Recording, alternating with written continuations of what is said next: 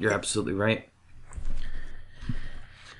You state that the only time we think of unlocking our self-improvement power is when things are on a downward spiral.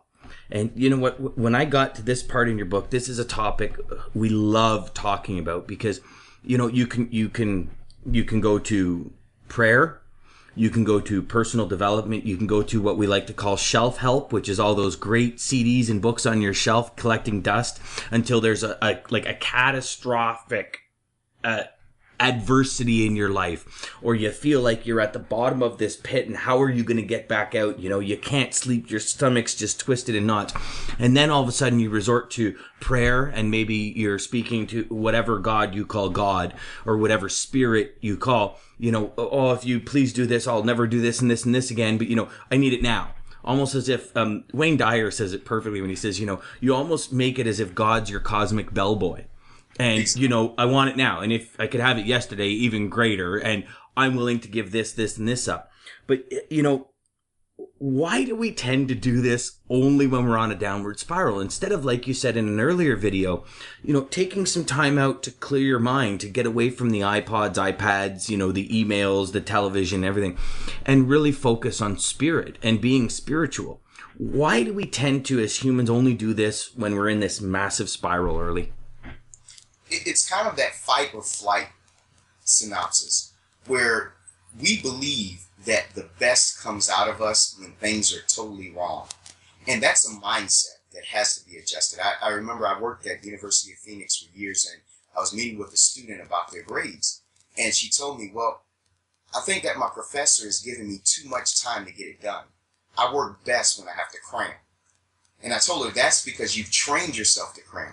So as humans, we become so resourceful when our backs are slammed against the wall. And it's situational. The problem is we kind of live this switch off. We give up the opportunity to prepare and be ready and to be qualified for this adrenaline rush. Because that's what happens when I'm sure at one point or another, Dan, you've been in a situation and you surprised yourself with your resourcefulness and the adrenaline.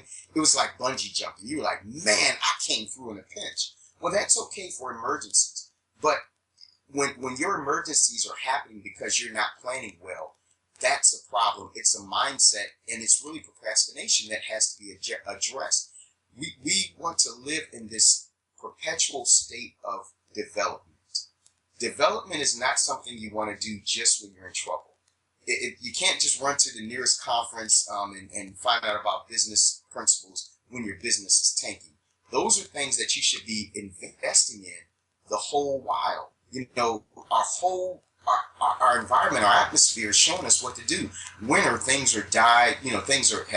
They're regenerating. They're low. They're kind of absorbing their energy for spring and summer and fall. So there's the cycle that we have to put ourselves on, that when things are slow, we should be developing ourselves and getting ready so that when things pick up, we're not caught in an emergency where we just have to say, okay, I'm going to pull a rabbit out of a hat again. You shouldn't have to live miracle to miracle to run your business. There should be some sustainability